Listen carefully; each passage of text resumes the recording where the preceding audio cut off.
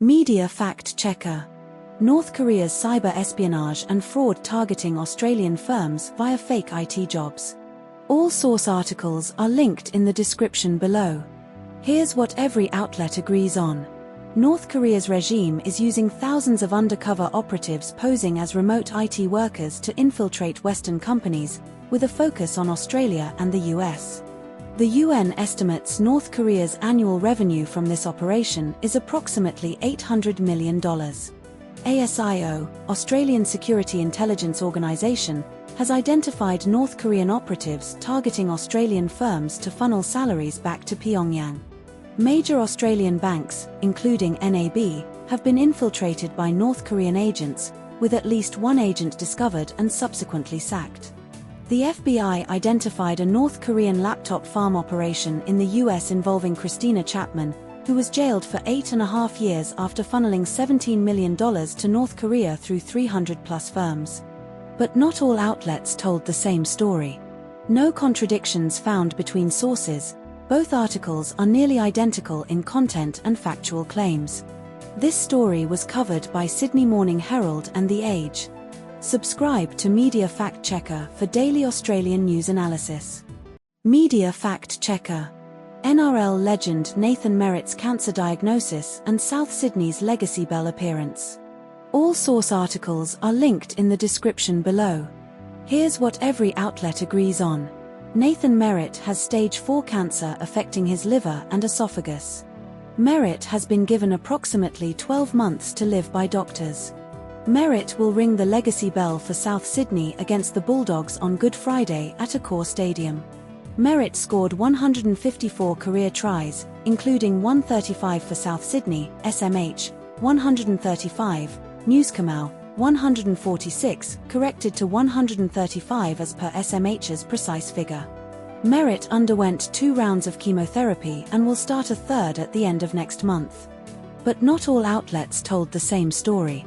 SMH reports Merritt scored 135 tries for South Sydney, while Newscomau states 146 tries. SMH's figure is verified as precise.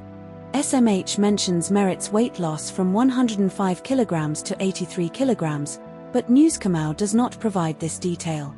SMH includes Merritt's 2023 induced coma detail after pneumonia, which is absent in Newscomau.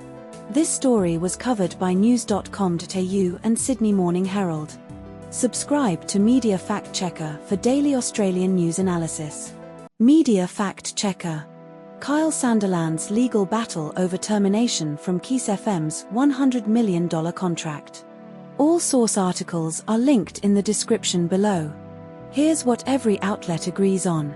Kyle Sandilands was terminated from his KIIS FM contract by ARN Media CBC on March 15, 2024, after a 2-week deadline for remediation of alleged misconduct with co-host Jackie O. Henderson expired. Sandilands filed a court claim on March 25, 2024, seeking to invalidate his termination and claiming he is owed approximately $85 million of the $100 million contract, signed in 2023. The dispute centers on a February 20, 2024, on-air incident where Sandilands criticized Henderson's interest in astrology, which she described as reducing her to tears. Sandilands' annual base salary under the contract was $7.4 million, plus a $200,000 consultancy fee, $120,000 flight allowance, and $500,000 in advertising revenue for his products. Sandilands owns 4 properties, a $14 million Vaucluse home, mortgaged with NAB, a $3 million Robertson farmhouse, a $5.7 to $5.9 million Glenery estate, with Tegan Kynaston, and a $1.8 million Central Coast fixer-upper in Copacabana. But not all outlets told the same story. SMH and Thiege both report Sandilands' annual salary as $7.4 million, but Thiege and Guardian specify the contract also includes a $200,000 consultancy fee, $120,000 flight allowance, and $500,000 in advertising revenue, details not emphasized in SMH. Thiege and SMH both report Sandilands' lawyer arguing the case concerns 20 minutes of conduct on one day, but Guardian's Blackburn counters this is a fact-rich question requiring broader context beyond the incident.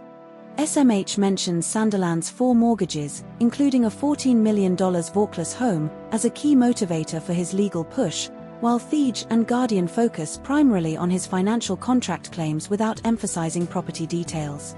This story was covered by The Guardian, Sydney Morning Herald and The Age. Subscribe to Media Fact Checker for daily Australian news analysis. Media Fact Checker. Melbourne couple charged with slavery and abuse of Indonesian woman. All source articles are linked in the description below. Here's what every outlet agrees on. Chi Kit Max Chong and Angie Ye Ling Lau are facing trial in Victoria's County Court for slavery-related offences, both pleading not guilty. The alleged victim was a 61-year-old Indonesian woman who lived with the couple in their Point Cook, Melbourne home from January 2022 until she fled in October 2022. Mr. Chong is charged with intentionally possessing a slave and 3 counts of common assault. Ms. Lau is accused of assisting or encouraging the slavery offence. The woman was allegedly forced to cook, clean, massage Mr. Chong's legs, and sleep on the stairs or in the garage while her movements and communications were restricted. The woman presented to St. Vincent's Hospital in October 2022 with injuries including a swollen ear, laceration to the foot, swelling to her legs, and indicators of malnutrition. But not all outlets told the same story. News Khmer reports the woman was a pastor at the church Mr. Chong attended in Malaysia in 2015, while ABC does not mention her role as a pastor. News Khmer states the woman was 61 years old when she lived with the couple, but ABC does not specify her age. News Khmer says the woman's death in 2024 was unrelated to the case, but ABC does not provide additional context on the cause of death. This story was covered by ABC News and news.com.au. Subscribe to Media Fact Checker for daily Australian news analysis. Media Fact Checker. Zac Lomax's rugby union debut with Western Force against Queensland Reds at Lang Park. All source articles are linked in the description below. Here's what every outlet agrees on. Zac Lomax will make his Super Rugby Pacific debut this weekend, Saturday 7:35 p.m. Australian Eastern Daylight Time, for the Western Force against the Queensland Reds at Brisbane's Lang Park. Lomax is named on the bench for the Western Force in their Round 8 clash against the Queensland Reds. Lomax scored 2 tries for NSW in the 2025 State of Origin opener, 18-6 win over Queensland Maroons, and 3 goals in the 2024 decider, NSW's 2024 Origin win. Lomax's most recent match at Lang Park was in July 2024, when he scored 2 tries as the Parramatta Eels upset Brisbane Broncos, eventual NRL premiers. The Queensland Reds sit 4th on the Super Rugby Pacific ladder with 4 wins from 6 matches played. But not all outlets told the same story. No contradictions found between the 2 sources. This story was covered by ABC News. Subscribe to Media Fact Checker for daily Australian news analysis. Media Fact Checker. US allows Russian oil tanker to deliver crude to Cuba amid blockade and energy crisis. All source articles are linked in the description below. Here's what every outlet agrees on. The Russian oil tanker Anatoly Kolodkin is carrying approximately 650,000 to 730,000 barrels of oil, 650,000 per Guardian, 730,000 per ABC, bound for Cuba's Matanzas port. The vessel is sanctioned by the US, European Union, and UK due to the war in Ukraine. Cuba has not received oil imports for 3 months, leading to severe energy shortages, rationing, and widespread blackouts.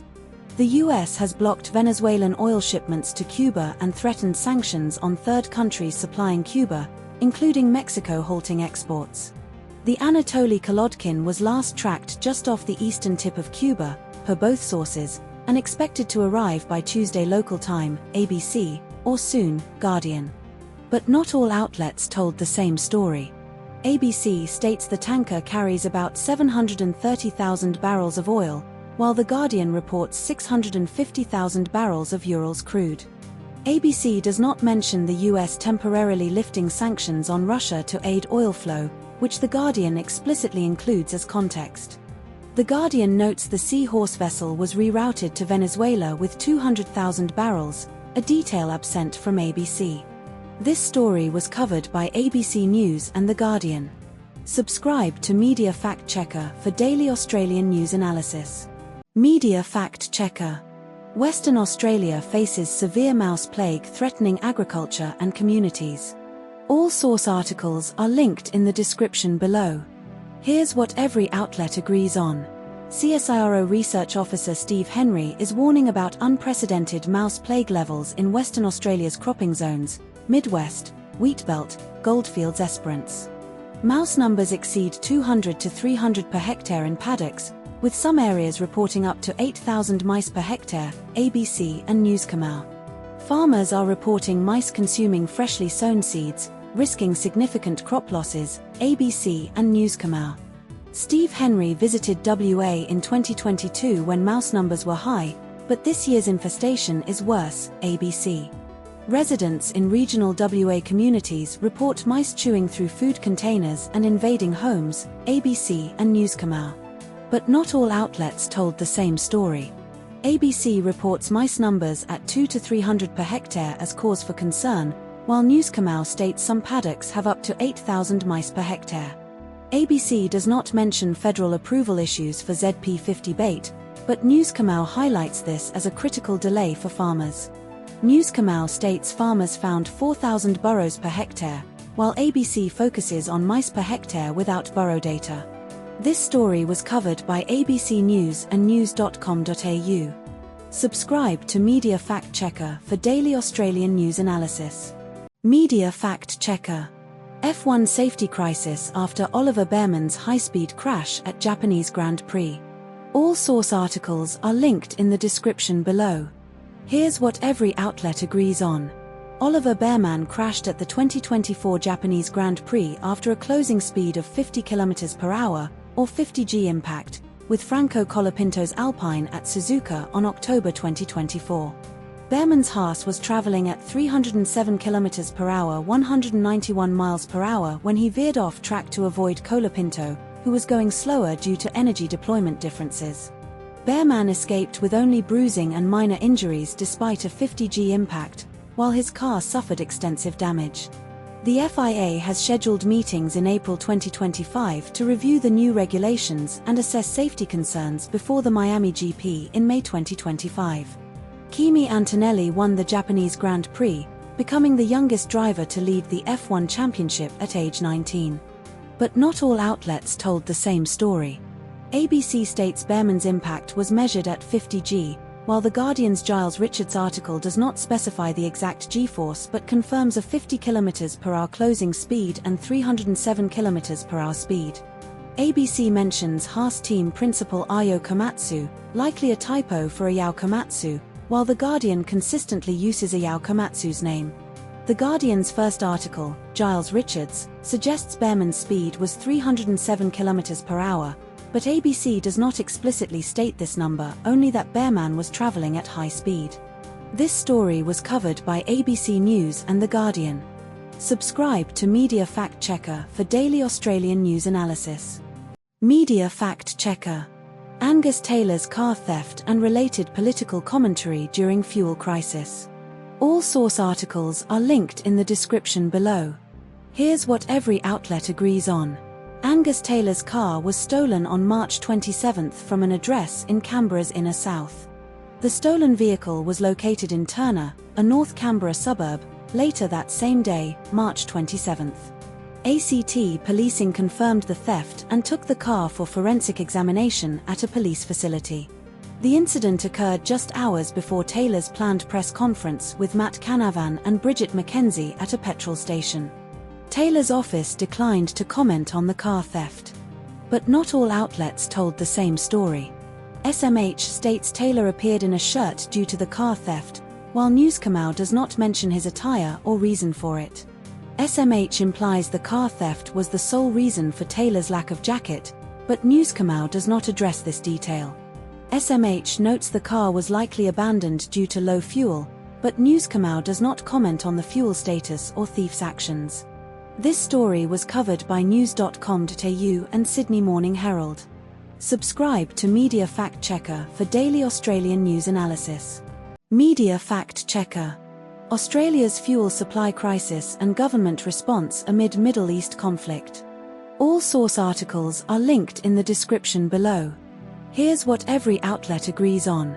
Australia's current fuel reserves include 30 days worth of diesel, 39 days worth of petrol, and 30 days worth of jet fuel, ABC Article 1 and 2. The government has secured fuel imports through to May 2024, maintaining pre-conflict supply levels despite localized shortages, ABC Article 1. Internal government modelling from mid-March assumed rationing would only be triggered if the national diesel stockpile dropped to 10 days supply, ABC Article 1 and 2. Voluntary fuel consumption measures were projected to begin when stockpiles fell to 15 days, ABC Article 1 and 2. Prime Minister Anthony Albanese announced a 4-stage fuel security plan, with rationing only considered in the 4th stage, protecting critical services, ABC Article 1. But not all outlets told the same story. Article 1 states the government is not considering rationing at this stage, but Article 2 implies the government is internally wargaming scenarios that could lead to rationing. Article 1 describes the government's 4-stage plan explicitly, while Article 2 does not detail the stages beyond mentioning rationing as a last resort. Article 1 quotes PM Albanese dismissing preliminary modelling as speculation, but Article 2 does not include this direct quote, framing it as internal analysis. This story was covered by ABC News. Subscribe to Media Fact Checker for daily Australian news analysis. Media Fact Checker. 2 NSW teenagers arrested over alleged extremist material and terror probe in Moree. All source articles are linked in the description below. Here's what every outlet agrees on. 2 teenagers, aged 15 and 16, from Moree, NSW, were arrested in March 2024 following a terror probe. The 15-year-old boy was initially charged in late March after police seized a mobile phone, a ballistic-style vest, and notebooks from a home in Moree, NSW police and AFP confirmed. The 15-year-old was charged with using a carriage service to transmit violent extremist material and knowingly collecting or making documents connected with terrorism, News Kamau and Guardian. The 16-year-old boy was charged with using a carriage service to possess violent extremist material, News Kamau and Guardian. Both teens were refused bail and appeared before Parramatta Children's Court, News Kamau and Guardian. But not all outlets told the same story. News Kamau Article 1 and Guardian state the teens appeared before Parramatta Children's Court on Friday, but News Kamau Article 3 says the teen was due to appear on Saturday. News Kamau Article 1 and Guardian specify the raids occurred in Moree, but News Kamau Article 3 refers to the North West Plains region without explicitly naming Moree. News Kamau Article 1 and Guardian mention the 15-year-old was arrested at 10 a.m., but News Kamau Article 3 does not mention a specific time of arrest. This story was covered by The Guardian and news.com.au. Subscribe to Media Fact Checker for daily Australian news analysis. Media Fact Checker. Climate change threatens Australia's superb fairy wren with extinction within decades. All source articles are linked in the description below. Here's what every outlet agrees on. The superb fairy wren was voted Australia's favourite bird in 2013 and 2021 Guardian BirdLife Australia polls. Researchers predict the superb fairy wren population at Canberra's Australian National Botanic Gardens could go extinct within 30 to 40 years under intermediate and very high carbon emission scenarios, 2059 to 2062. The study found population extinction is likely to happen very fast within 30 to 40 years in intermediate and very high emission scenarios. The superb fairy wren suffered low breeding success during dry springs and reduced adult survival following unusually warm winters and hot summers. Researchers used nearly 30 years of weekly observations to track the bird's survival impacts from climate change. But not all outlets told the same story. The Guardian states the extinction risk is within 30 to 40 years under intermediate and very high emission scenarios, while ABC specifies 2059 to 2062 for extinction under those scenarios. The Guardian mentions optimistic emission scenarios may still pose a high extinction risk within 50 years, but ABC does not explicitly reference optimistic scenarios in its timeline. The Guardian implies the study's data is extrapolated nationally, while ABC clarifies the findings are based on Canberra's botanic gardens and may not apply uniformly across Australia. This story was covered by ABC News and The Guardian. Subscribe to Media Fact Checker for daily Australian news analysis. Media Fact Checker. US-Iran conflict escalation with Trump's threats and regional fallout. All source articles are linked in the description below. Here's what every outlet agrees on. Donald Trump threatened to obliterate Iran's electric generating plants, oil wells, and Karg Island if a ceasefire deal is not reached by April 6, per Guardian and ABC. Iran's Foreign Ministry spokesperson Esmail Baghaei stated US peace proposals were excessive, unrealistic and irrational, Guardian, and unrealistic, illogical and excessive, ABC, following talks with Pakistan, Egypt, Saudi Arabia, and Turkey on April 5. Thousands of US troops, including 2,500 Marines, have arrived in the Middle East, with one source noting preparations for potential future operations, ABC. Israel launched missile strikes on Iran's capital Tehran and Hezbollah infrastructure in Beirut, ABC and Guardian. Iran's Karg Island handles 90% of Iran's oil production, ABC and Guardian. But not all outlets told the same story. The Guardian reports Trump's deadline is April 6, but News Kamal only states he extended the deadline without specifying the new date. The Guardian mentions Trump's threat to obliterate Karg Island and possibly all desalinization plants, while ABC omits the desalinization plants detail. The Guardian states Iran's proposals were excessive, unrealistic and irrational, while ABC calls them unrealistic, illogical and excessive, minor wording difference.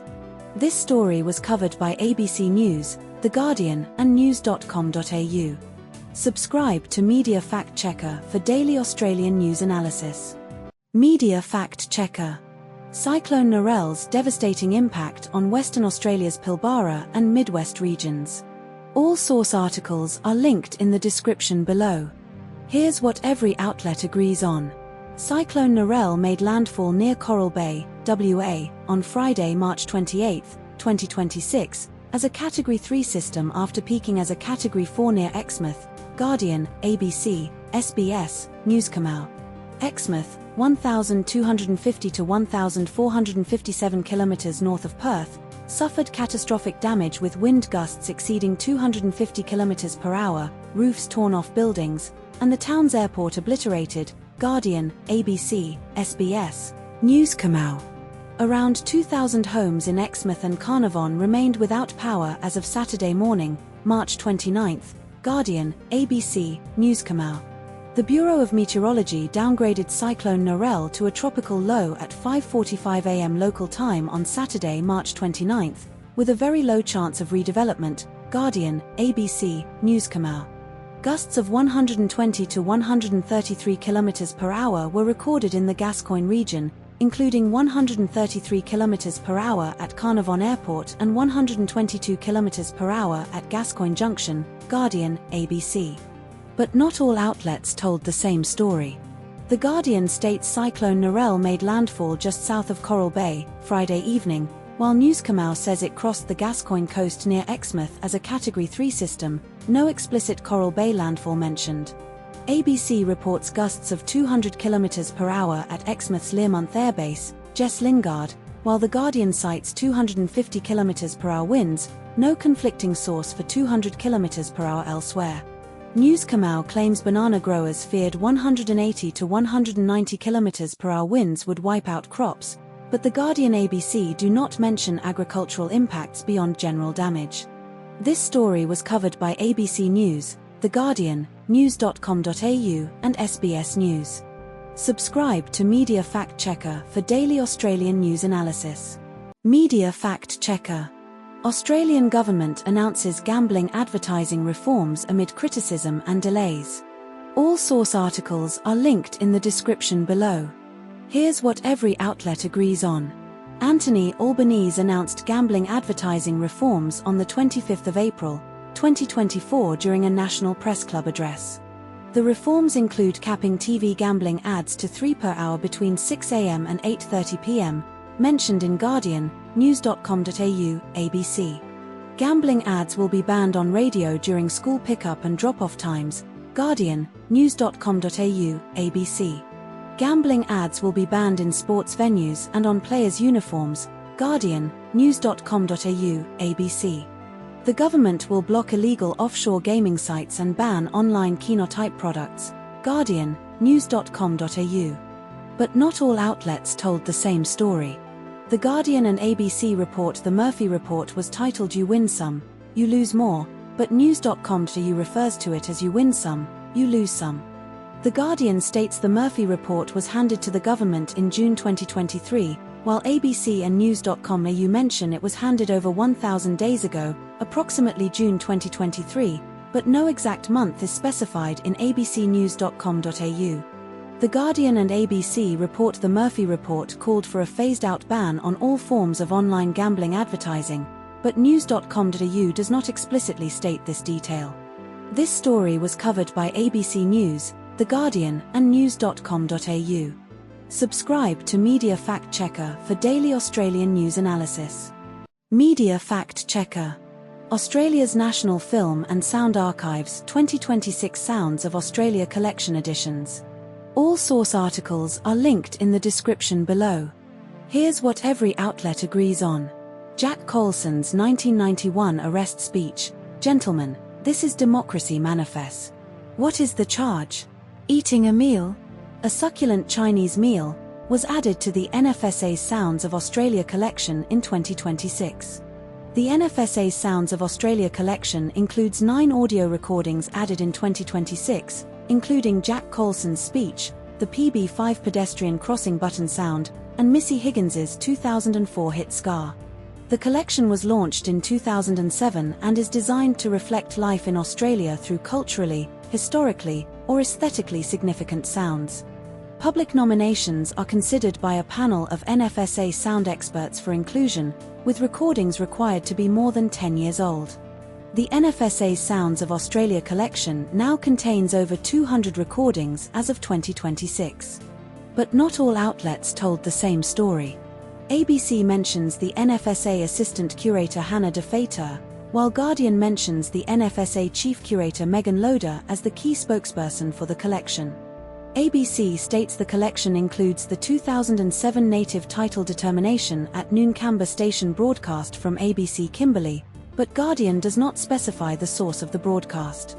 ABC describes the reading-writing hotline jingle as being launched in the 90s and developed in 2001, while Guardian does not provide this specific timeline detail.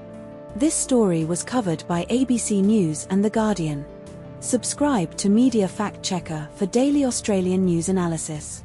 Media Fact Checker.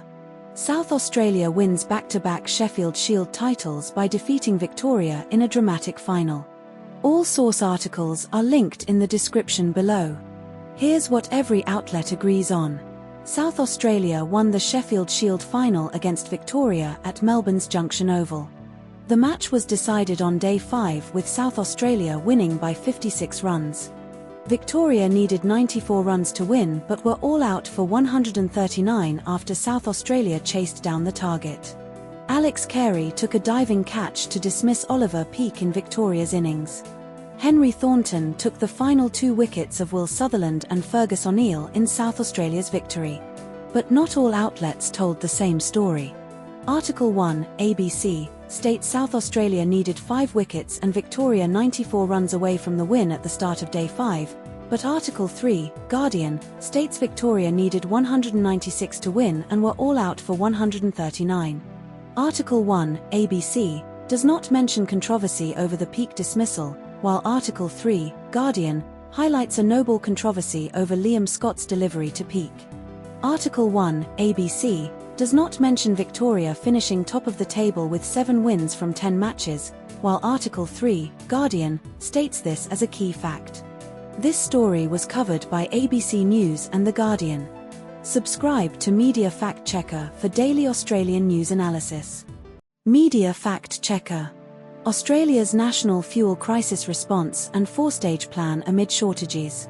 All source articles are linked in the description below. Here's what every outlet agrees on. Prime Minister Anthony Albanese announced a four-stage national fuel security plan on Monday after a national cabinet meeting, with stages based on escalating supply disruptions. 1 in 6 servos, petrol stations, in Australia are reported to be running low on one type of fuel, and 60 are completely dry, according to Newscomer and ABC. The federal government is prioritising fuel supplies for farmers, trucking industry, and critical services like ambulances and garbage trucks if shortages worsen. The state government of New South Wales reported fuel shortages, with Premier Chris Minns stating the federal government should lead the national response. The Iran war is cited as a contributing factor to the fuel crisis, with Prime Minister Albanese warning that the longer the war continues, the worse the impacts will be. But not all outlets told the same story. Newscomer states the federal government's emergency plan will be announced within days, while ABC reports the plan was already released on Monday after the national cabinet meeting. Newscomer implies the federal government is still considering a cut to fuel excise, but ABC explicitly states the government has ruled out this option. Newscomer reports NSW Premier Chris Minns wants the federal government to lead the national response, while ABC describes Minns as consulting on when rationing could kick in, levels 3-4. This story was covered by ABC News and news.com.au. Subscribe to Media Fact Checker for daily Australian news analysis. Media Fact Checker. German celebrity couples' digital abuse allegations spark legal and legislative debate on online violence. All source articles are linked in the description below. Here's what every outlet agrees on. Colin Fernandez and Christian Ullmann were a high-profile German celebrity couple married since 2011, with a daughter, who separated in 2023-2024. Fernandez accused Ullmann in Der Spiegel, 2024, of creating fake social media profiles in her name, distributing sexualized images, videos, and subjecting her to digital violence. Ullmann denies the allegations and has threatened legal action against Der Spiegel for inadmissible coverage. Fernandez filed a legal complaint against Ullmann in Spain in 2023, citing stronger legal protections for digital gender-based violence there. Germany's Justice Minister Stephanie Hubig announced plans to criminalize non-consensual deepfake porn with up to 2 years in prison. But not all outlets told the same story. Article 1 claims Ullmann confessed to Fernandez after her 2024 documentary aired, while Article 2 does not mention this confession detail. Article 1 describes Ullmann as having created fake social media profiles in her name and distributed sexualized content, but Article 2 does not specify whether Ullmann used AI or impersonation for these profiles. Article 1 explicitly states Ullmann used AI-generated deepfakes, despite legal distinctions, while Article 2 frames the debate as primarily about non-consensual deepfakes without confirming Ullmann's specific methods. This story was covered by The Guardian. Subscribe to Media Fact Checker for daily Australian news analysis. Media Fact Checker. US President Trump's criticism of NATO allies over Iran conflict and Australia's response under Albanese. All source articles are linked in the description below. Here's what every outlet agrees on. Donald Trump threatened to withdraw the US from NATO after allies refused to support his military actions against Iran. Trump accused Australia of failing to offer military support during the standoff in the Strait of Hormuz. Keir Starmer, UK PM, publicly opposed the US-Israeli war on Iran, calling it illegal, but provided some military access to the US. Anthony Albanese, Australian PM, avoided direct criticism of Trump's war conduct in a national address. The US and Israel launched military strikes targeting Iran in the past month, escalating tensions in the Strait of Hormuz. But not all outlets told the same story. Article 1 claims Trump is absolutely considering withdrawing the US from NATO, while Article 2 does not explicitly state this but focuses on Trump's threats to never forget allies' actions. Article 1 suggests Trump may invade Iran with troops or Cuba as a distraction, while Article 2 does not mention potential invasions and instead emphasizes Trump's lack of a viable exit strategy. Article 1 describes Trump's criticism of Australia as petulant, quoting Andrew Hastie, but Article 2 does not reference this quote directly. This story was covered by The Guardian. Subscribe to Media Fact Checker for daily Australian news analysis. Media fact checker. Teenage assault on paramedic after stolen car crash in Melbourne. All source articles are linked in the description below. Here's what every outlet agrees on. A stolen Mazda 3 was involved in a crash with a Volkswagen Jetta at Nicholson St and Victoria Parade, Carlton, just before 6 a.m. on Saturday. 4 teenage males were traveling in the stolen Mazda 3 when it collided with the Volkswagen. 2 boys fled the scene immediately after the crash. A 19-year-old man and a 15-year-old boy were injured in the crash and taken to hospital by ambulance. A 66-year-old man and a 76-year-old woman from Terang were in the Volkswagen and taken to hospital as a precaution. But not all outlets told the same story. News Kamau states the 19-year-old man assaulted the paramedic, but ABC states the 15-year-old boy assaulted the paramedic. News Kamau does not specify the severity of injuries for the 19-year-old and 15-year-old, while ABC specifies the 19-year-old was seriously injured and the 15-year-old received minor injuries. ABC mentions the Mazda 3 was stolen on March 21, but News Kamau does not specify the year of the theft. This story was covered by ABC News and news.com.au. Subscribe to Media Fact Checker for daily Australian news analysis. Media Fact Checker. 13-year-old girl charged in Melbourne anti-Semitic crime spree involving car thefts and assaults. All source articles are linked in the description below. Here's what every outlet agrees on. A 13-year-old girl from Melbourne's Bayside area was charged with 52 offences on the 26th of March, 2025, including multiple car thefts, hit-and-run incidents, and anti-Semitic remarks. The girl allegedly drove a stolen black Hyundai sedan in Hampton, Rupponlea, and Caulfield between the 25th of March and the 27th of March, shouting anti-Semitic remarks and throwing eggs at pedestrians. On the 27th of March at 7 p.m, the Hyundai allegedly swerved towards Jewish families crossing Hotham Street and Glen Era Road in Rupponlea, narrowly missing them.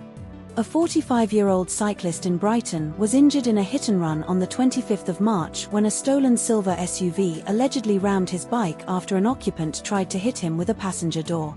3 female teenagers, including the 13-year-old, were arrested after a stolen white Volkswagen Golf rammed an e-scooter in Elwood at 12:30 on the 26th of March, leading to a high-speed chase across Eastlink, Princes Highway, and Monash Freeway. But not all outlets told the same story. ABC and Theej both report the Rupponlea incident occurred on Saturday, but Theej specifies it was about 7 p.m. on Saturday the 29th of March, while ABC does not provide an exact date beyond last week. Theej states the cyclist was taken to hospital with non-life-threatening injuries and describes his condition as stable, while ABC and Guardian do not include the sister's quote about his trauma or the exact wording of his injuries. ABC and Guardian mention the 13-year-old was from the Bayside area, but Theej does not specify her exact suburb beyond Bayside, while ABC and Guardian clarify she is from the Bayside area. This story was covered by ABC News, The Guardian, and The Age.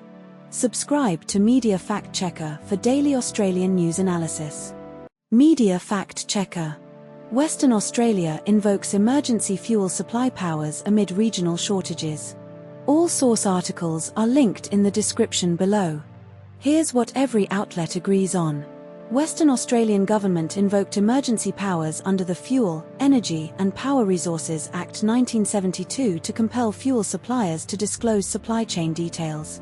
Energy Minister Amberjade Sanderson requested information on fuel volumes, distribution points, and frequency of distribution from major suppliers.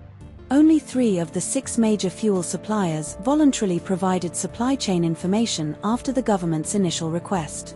Premier Roger Cook wrote to the 6 major fuel suppliers requesting details on stock levels, supply priorities, and wholesale market volumes. Suppliers facing non-compliance could face penalties of up to $100,000 per day for corporations and $10,000 per day for individuals. But not all outlets told the same story. ABC reports the government asked wholesalers to stop extreme stockpiling, while News Kamau does not mention this specific action. ABC states the emergency powers are being used to allocate fuel to regional WA, but SBS's headline does not specify this allocation detail. News Kamau claims the emergency powers align with the Commonwealth's Keep Australia Moving plan, while ABC does not reference this alignment. This story was covered by ABC News, news.com.au, and SBS News. Subscribe to Media Fact Checker for daily Australian news analysis. Media Fact Checker. Magnitude 7.4 earthquake in Indonesia triggers tsunami warnings and localized damage. All source articles are linked in the description below. Here's what every outlet agrees on. A magnitude 7.4 earthquake struck the Molucca Sea region northeast of Indonesia at 9:48 AEDST, local time, with an epicenter 127 km west-northwest of Ternate, Indonesia, at a depth of 35 km. The U.S. Geological Survey, USGS, reported aftershocks as high as magnitude 5 following the main quake. Indonesia's meteorology agency, BMKG, recorded tsunami waves of 0.3 meters in West Halmahera and 0.2 meters in Bitung, Indonesia. The U.S. tsunami warning system warned of possible tsunami waves within 1,000 kilometers of the epicenter, affecting Indonesia, the Philippines, and Malaysia. Japan's meteorological agency stated there was no expected tsunami damage despite slight sea level changes along its coast. But not all outlets told the same story. ABC reported one confirmed fatality in Manado from falling rubble, but this detail was not mentioned in The Guardian or News Kamau. The Guardian described the shaking in Manado as quite long with no significant damage, while ABC included a resident's account of panic and power outages without explicit confirmation of damage severity. ABC stated tsunami waves of 0.3 m and 0.2 m were reported in West Halmahera and Bitung by Indonesia's BMKG, but News Kamau did not mention these specific measurements. This story was covered by ABC News, The Guardian, and news.com.au. Subscribe to Media Fact Checker for daily Australian news analysis. Media Fact Checker. Australian PM Albanese's housing tax reforms and energy crisis response amid Iran war tensions. All source articles are linked in the description below. Here's what every outlet agrees on. Prime Minister Anthony Albanese plans to wind back the capital gains tax discount and negative gearing to boost home ownership. Labour aims to build 1.2 million homes but is on track to miss this target. Australia's fuel stocks are below global standards, exposing over 90% vulnerability to supply shocks. Albanese adopted the coalition's policy to cut the fuel excise days prior to his speech. Opposition leader Angus Taylor criticised Albanese's televised address, calling it lacking in answers and leadership. But not all outlets told the same story. No contradictions found between the two sources. This story was covered by Sydney Morning Herald and The Age. Subscribe to Media Fact Checker for daily Australian news analysis. Media Fact Checker. Private health insurance premium hikes in Australia, April 2026. All source articles are linked in the description below. Here's what every outlet agrees on. Private health insurance premiums in Australia will rise by an average of 4.41% on April 1, 2026, the largest increase in nearly a decade. For-profit insurers like AIA Health Insurance, 5.98%, NIB, 5.47%, Medibank, 5.1%, and Bupa, 4.8%, are leading the increases, while not-for-profit funds such as GMHBA are raising rates by 1.98%. HCF's Hospital Optimal Gold cover will increase by 25%, adding approximately $167 annually for singles and $330 for families. Insurers attribute the hikes to higher hospital wages, medical technology costs, Australia's aging population, and increased demand for mental health and chronic disease services post-pandemic.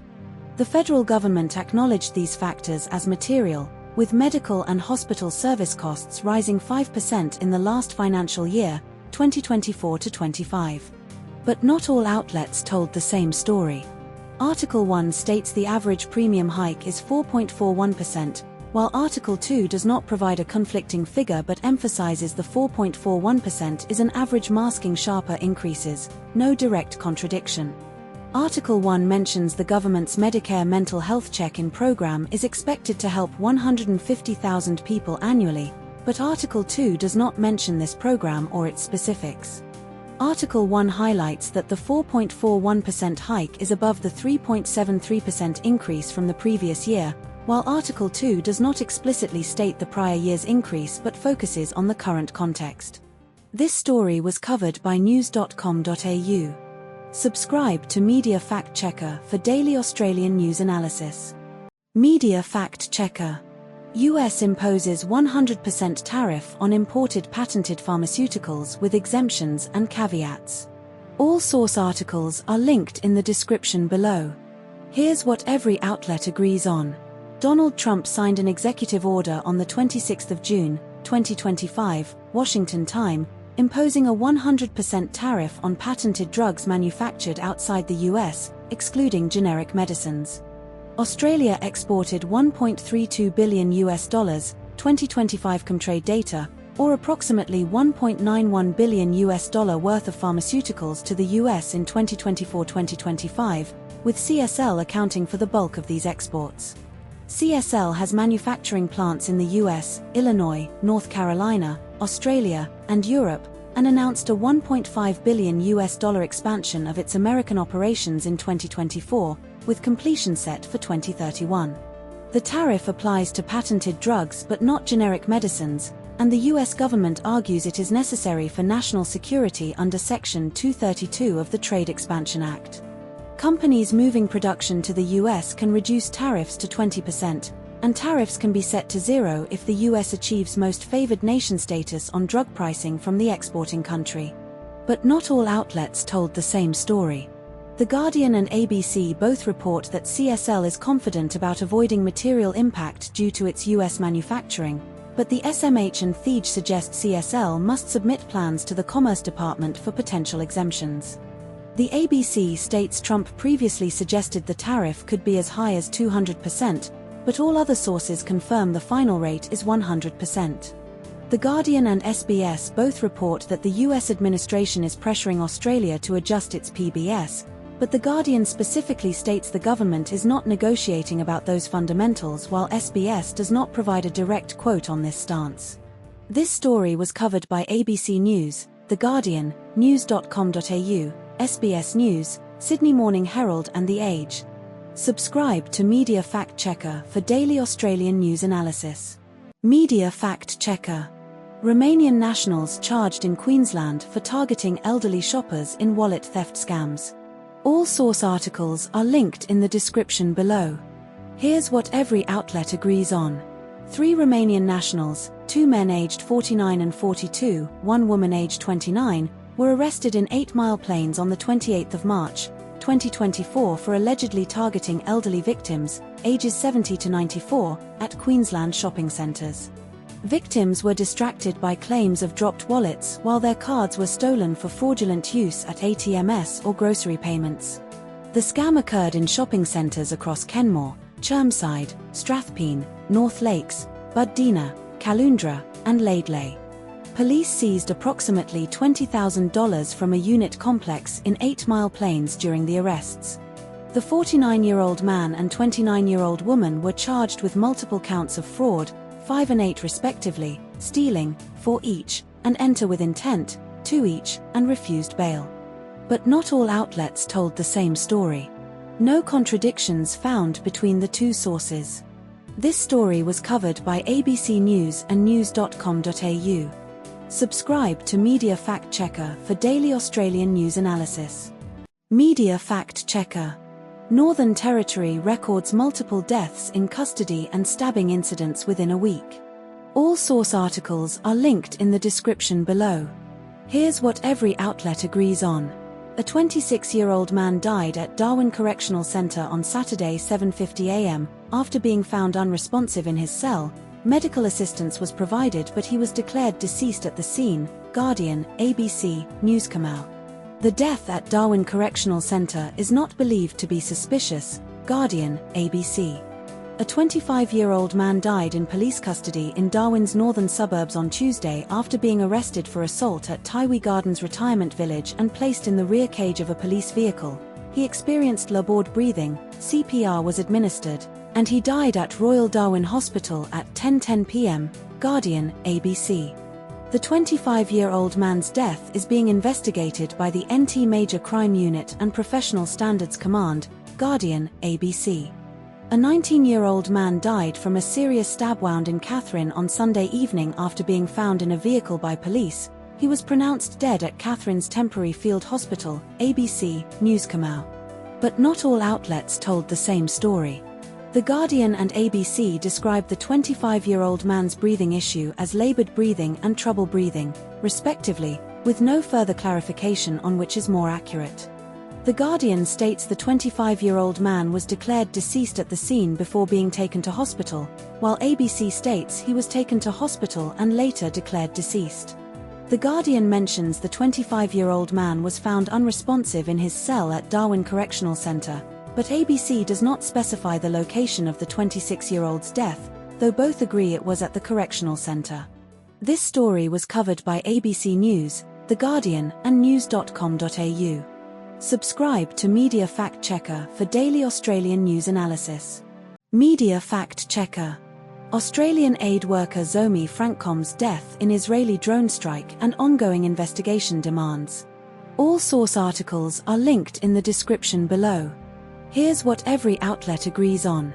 Zomi Francom, 43, and 6 World Central Kitchen aid workers were killed in an Israeli Defense Forces, IDF, drone strike on their humanitarian convoy in Gaza on April 1, 2024. The IDF dismissed 2 officers and reprimanded 3 others over the strike, acknowledging a violation of rules of engagement.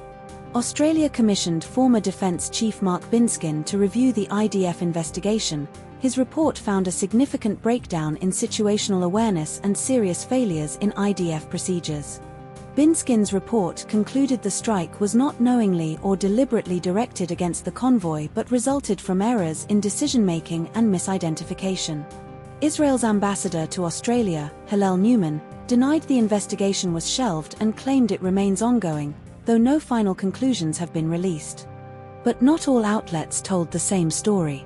The Guardian, Article 1, states the investigation has been shelved with no prosecution, but Israel's ambassador Hillel Newman, ABC, News Corp, denies this, calling it not shelved and ongoing. The Guardian, Article 4, reports Mal Francom saying the case is still under review while many other high-profile cases have since been closed, but the ABC, Article 2, does not mention this comparison of case closures.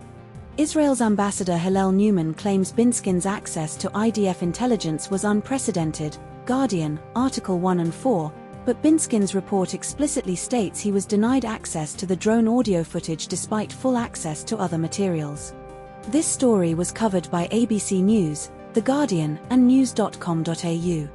Subscribe to Media Fact Checker for daily Australian news analysis. Media Fact Checker. NASA's Artemis 2 mission, first crewed lunar flyby in over 50 years.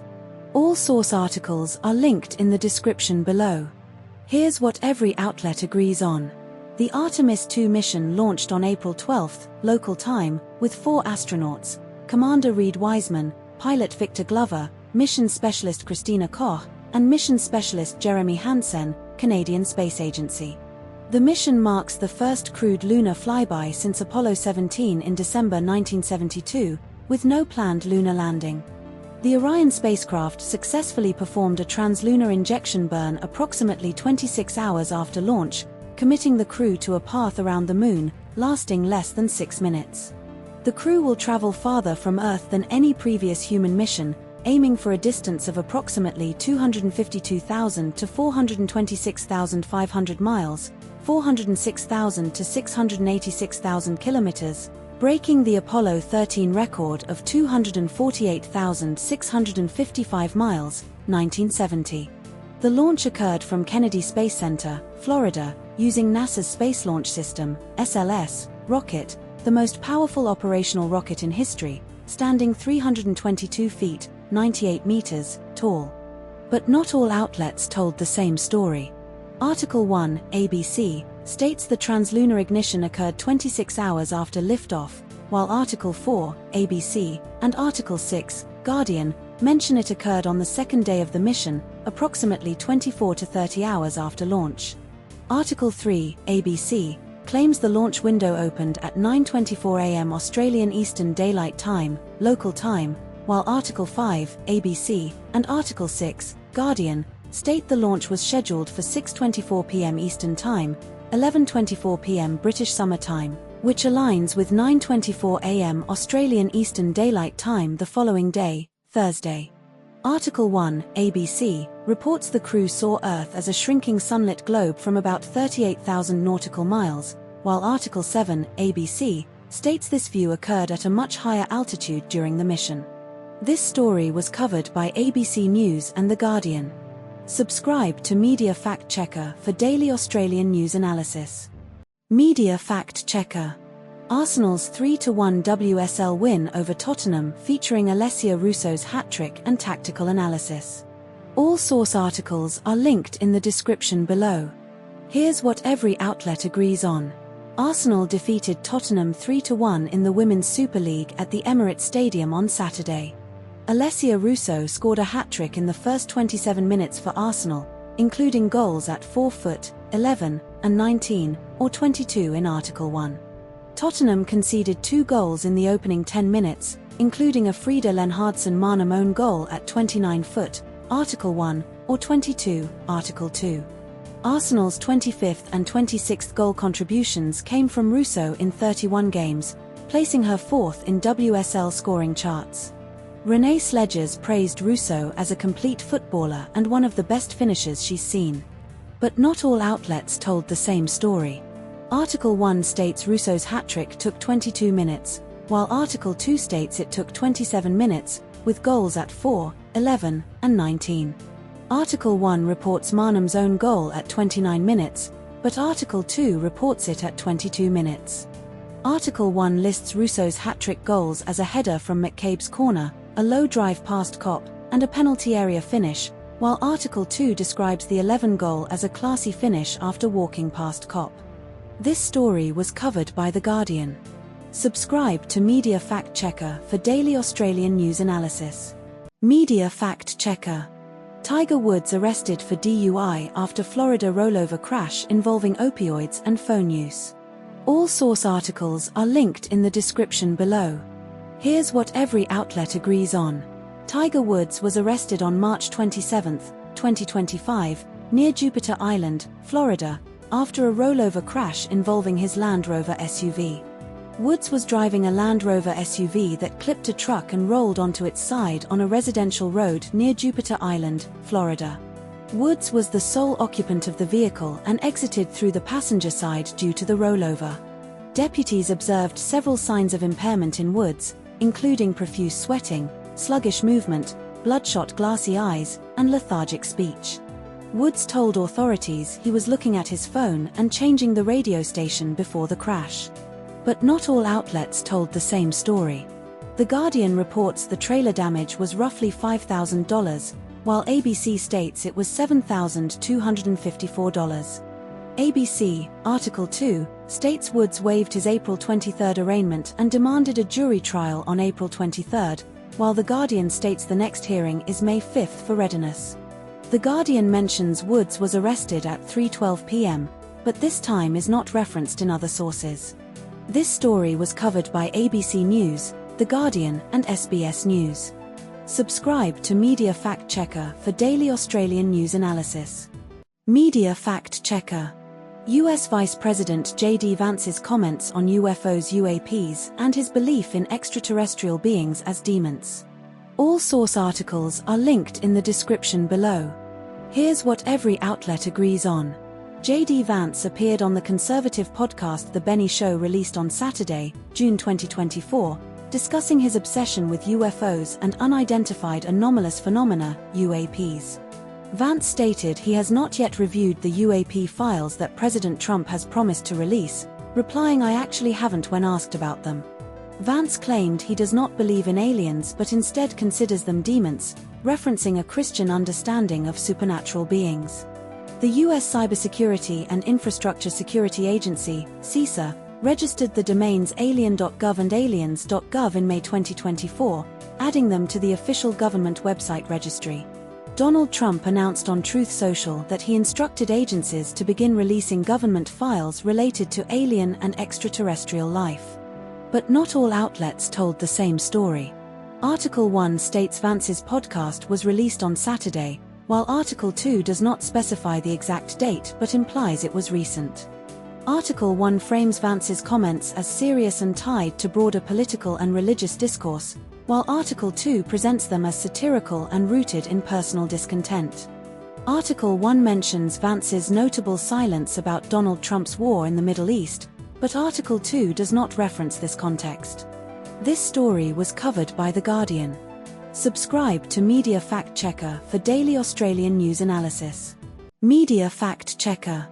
Australian politician Andrew Hastie criticises US-Iran war strategy and economic fallout impacts on Australia.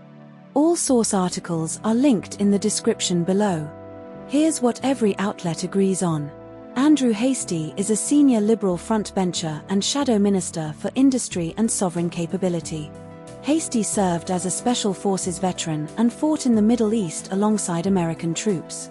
Hastie stated on ABC's *Insiders*, February 2024, that the US-Iran war was a huge miscalculation by Donald Trump.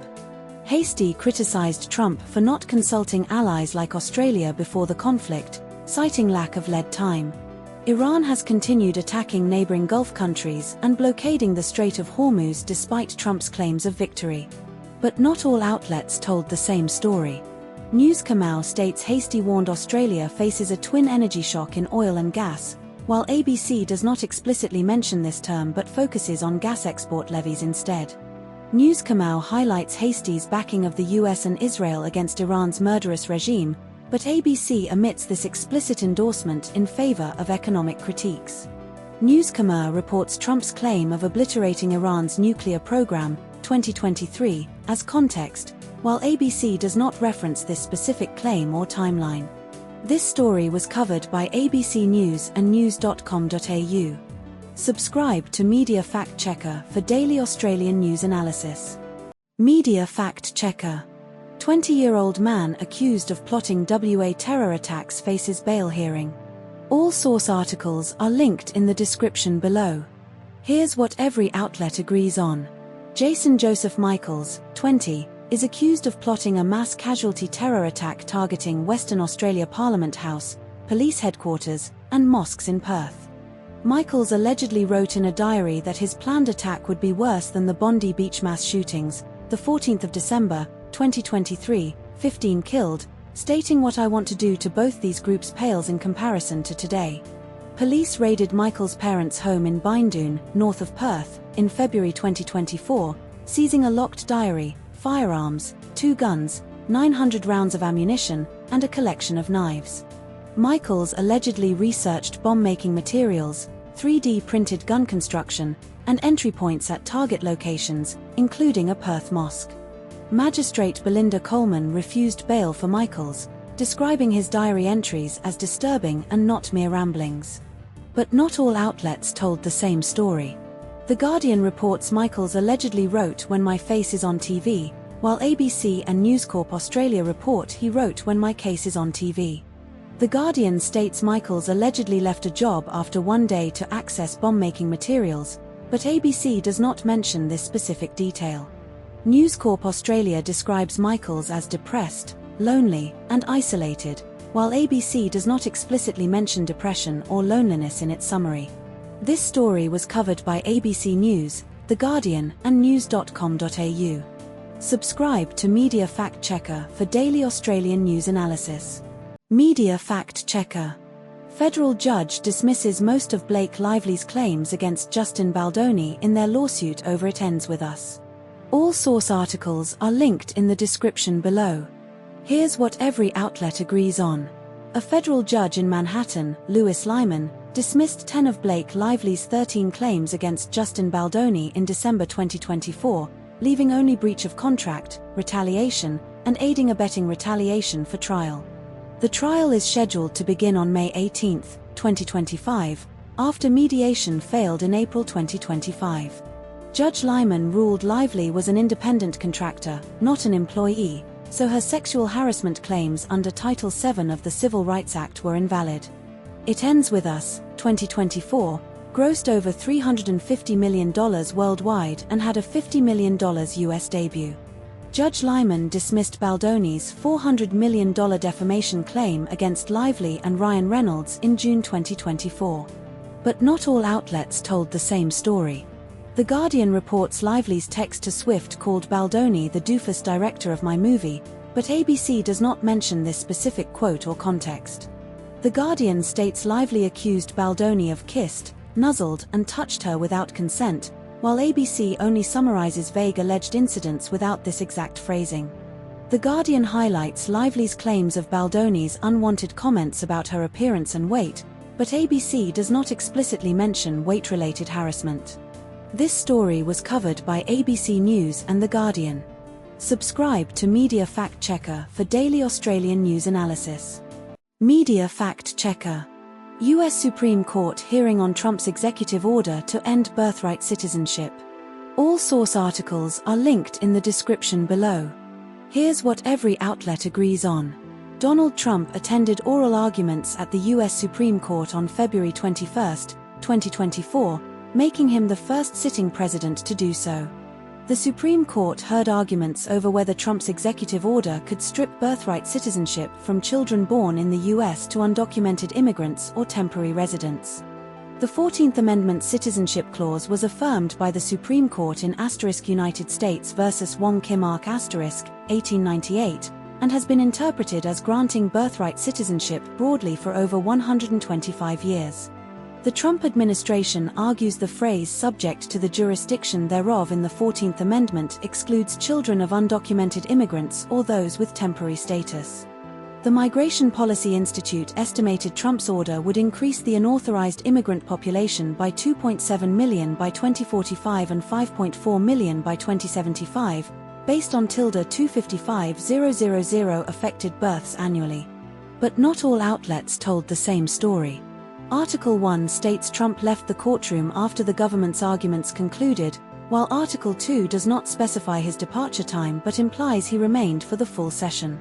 Article 1 emphasizes that a majority of justices remained skeptical of Trump's efforts, while Article 2 frames it as unclear how many justices might side with Trump without a definitive majority. Article 1 does not mention Trump's public statements about other countries selling citizenships or his stupid court remark, which Article 2 includes. This story was covered by The Guardian. Subscribe to Media Fact Checker for daily Australian news analysis. Media Fact Checker. Melbourne storm forward Tui Kamikamica hospitalised after suspected stroke. All source articles are linked in the description below. Here's what every outlet agrees on. Tui Kamikamica suffered a suspected stroke on Monday morning after a medical episode. Kamikamica was discharged from Royal Melbourne Hospital to commence inpatient rehabilitation, Article 1, and is currently in hospital receiving treatment, Articles 2 and 3. Kamikamica played 25 minutes for Melbourne Storm in their 28-24 loss to North Queensland Cowboys on Saturday. Kamikamica has made 142 appearances for Melbourne Storm since his NRL debut in 2017. Kamikamica captains Fiji at the international level. But not all outlets told the same story. Article 1 states Kamikamica was discharged from Royal Melbourne Hospital to commence inpatient rehabilitation, while Articles 2 and 3 state he is currently in hospital receiving treatment. Article 1 mentions Kamikamica was a part of the Storm's grand final side last year, but Articles 2 and 3 do not mention this detail. Article 1 states Kamikamica played 25 minutes in the 28-24 loss to North Queensland, while Articles 2 and 3 state he played 25 minutes in the 28-24 loss to the Cowboys. North Queensland Cowboys are also known as the Cowboys. This story was covered by ABC News and news.com.au. Subscribe to Media Fact Checker for daily Australian news analysis. Media Fact Checker. Tropical cyclone Narelle's rare landfall and iron-rich dust storm causing blood-red skies in Western Australia. All source articles are linked in the description below. Here's what every outlet agrees on. Tropical cyclone Narelle made landfall in Western Australia on Friday, the 27th of March, 2013, near Exmouth, roughly 900 kilometers north of Perth.